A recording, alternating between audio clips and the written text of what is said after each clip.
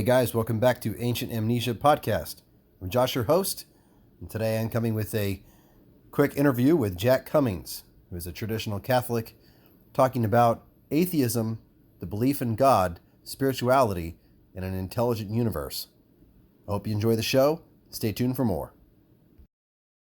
Like I have a bone to pick with these people, because science now is actually proving more and more that we do have an intelligent apparatus that is manifesting all things, and this isn't you can call it what you want. I mean, you don't have to call it God, and don't have to be a Catholic, and you don't have to be a Christian, but you're going to have to finally admit that the brain doesn't create consciousness, and that there is a intelligent design behind all things. There is something that has created all things.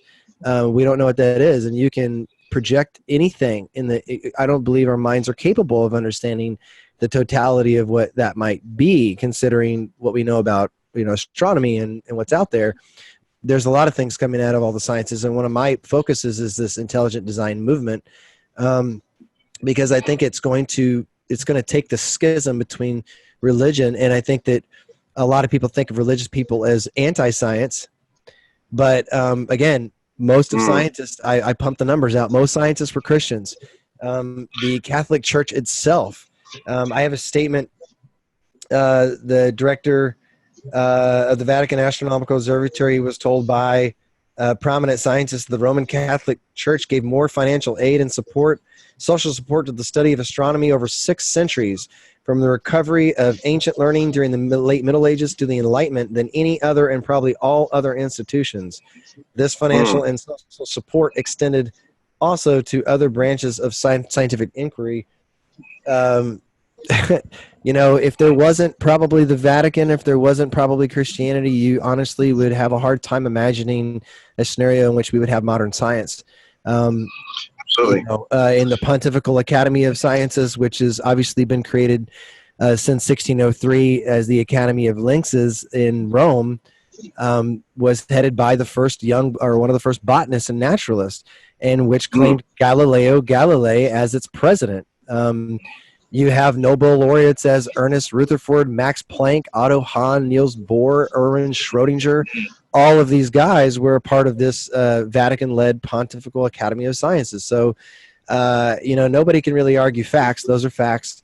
And I think that what's happening now in science is we've had this Darwinian push towards materialism, which I believe is a very big cause of this demoralization of society, and it's got us back in this Roman period, this late Roman period, where we're seeing what I call what Moses saw when he came down the mountain, right? This right. Kind of revelry, this whole gives a shit, it's all about me, this godless, what we call heathen-like society that's created all of this just junk, right? This negative.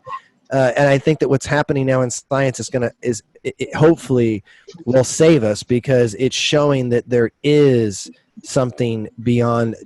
The problem is that, as you say, with atheism, they have created like their own mythology with Darwinism, and they will not allow any other contestants to challenge it.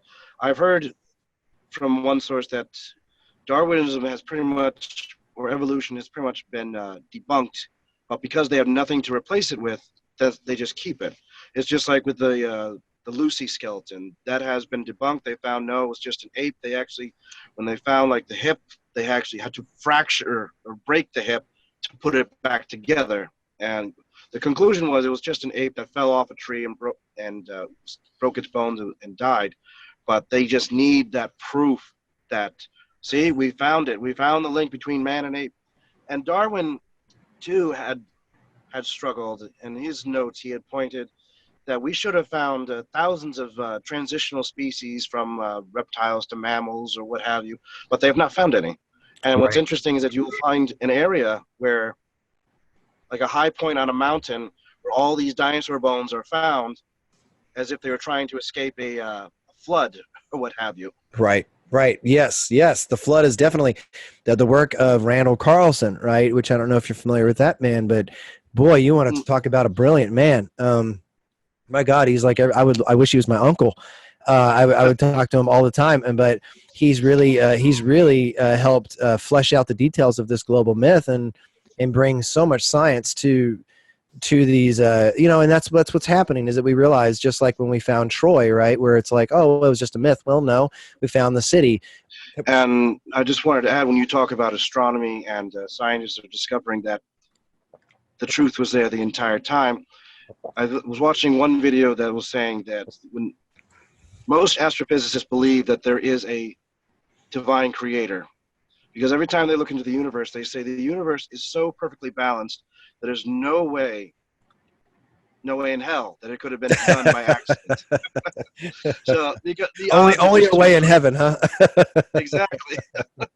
So, because before they're like, oh, so there's like there must be billions of Earth-like planets out in the universe. So, but the more they look, they're like, no, we're not finding them. So, what went from billions of possibilities to now is trickled down, I think, to like 70. And not only do they say, well, it has to be the right distance from the sun, has to have oxygen in order to support life, but they're also saying, you know what, it needs a mega planet like Jupiter that acts as a shield to take in all the brunt of the incoming asteroids or what have you. I don't know if you remember, it was early 2000s, there was 3 half-Earth-sized comets that hit Jupiter. Had they gone past Jupiter, it would have been game over for us. Right. Yeah, and if you look at a simulation of the orbit of the Earth and the planets around the sun, and another fun fact is that Jupiter is actually not actually locked into the gravitational pull of the sun. It actually has its own kind of relationship with other forces. It's kind of on its own, and that's really interesting. But if you look at basically the Oort cloud and the what's it called, the bunch of different junk that's up there, what's it called, there's a sphere, or the no, there's a bunch of rocks and stuff that are flying around, the belt, the Kepler belt, or something like that. Yes, that basically is there's a bunch of rocks floating around. Jupiter's the one that's keeping those things from coming in. So not only are things flying into it because it's pulling them in, but there's stuff just within our system that's being pulled by the sun. That Jupiter's kind of just magnetizing towards itself. Yes, that's what I was going to say. It's like when you take like 2 magnets and you have a piece of metal in between, the metal will just float. So you have, as you say, these asteroids in between the sun and Jupiter, and they're like stuck in that zone unless something big comes by and knocks them out, which it can just go right to the sun, heats the sun. Or if you look at the moon is peppered with losing my train of thought here. Craters. That's what the moon is. Our moon is it's peppered with craters. So yeah. So again, you do have the harmony is what they can't explain, and they also can't explain the first come from. They mean that science is okay. They just need one miracle, and then they say we got it from here, right? And so it's like, just give me one miracle, and then we can all agree that okay, now it's just natural order.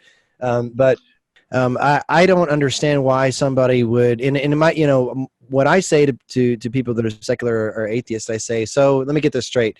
Intelligent creature created by universe believes universe not intelligent?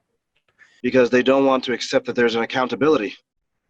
Exactly. Because, if there's no accountability, then I can do whatever I want. That's why, that's what morals goes hand in hand with religion, or even with philosophy. I have a coworker that he was telling me that he had a very screwed up childhood, and that if it wasn't for philosophy, he's not religious, but had it not been philosophy, then he would have been very angry, probably in jail. But going back to my point is that they do not want to accept that there's an accountability. So it's kind of like, well, if I bury my head in the sand, pretend that it's not there, that it must not exist.